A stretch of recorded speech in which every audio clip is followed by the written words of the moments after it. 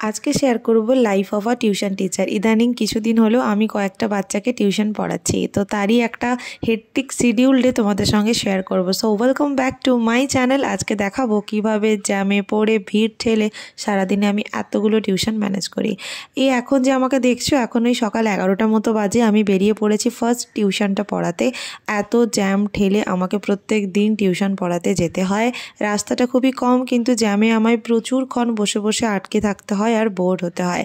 যাই হোক, প্রথম স্টুডেন্টের বাড়ি পৌঁছে গেছি।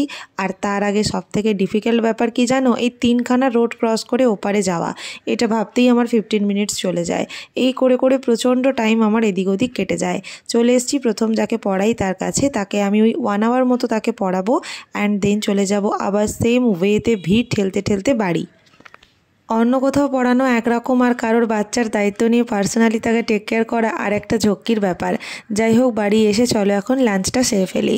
আর একদিন যদি তোমার অফ হয় বা তোমার কামাই হয়, সেই ডেটটা মেকআপ দেওয়ার জন্য মাথার ঘাম টোটালি পায়ে পড়ে যায়। লাঞ্চ খাওয়া দাওয়া চলো কমপ্লিট করে নিই, একটুখানি রেস্ট নিই, তারপরে বেরিয়ে পড়বো আমার নেক্সট স্লটের জন্য।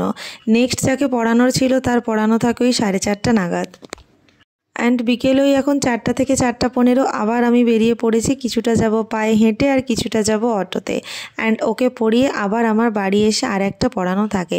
সারাদিনে যেদিন আমার 3টে পড়ানো থাকে সেদিন ডেটা ভীষণ হেক্টিক হয়ে যায়, কারণ সমস্ত ছোট ছোট বাচ্চা মানেই আমার কাছে এখনও ওরা অনেকটাই ছোট।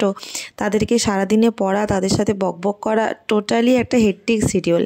অ্যান্ড বাড়ি এসে চা খেয়ে একটু ফ্রেশ হয়ে আবার বসে পড়েছি বাড়িতে পড়াতে দুজনকে। চলো, আজকের শিডিউল এই পর্যন্তই।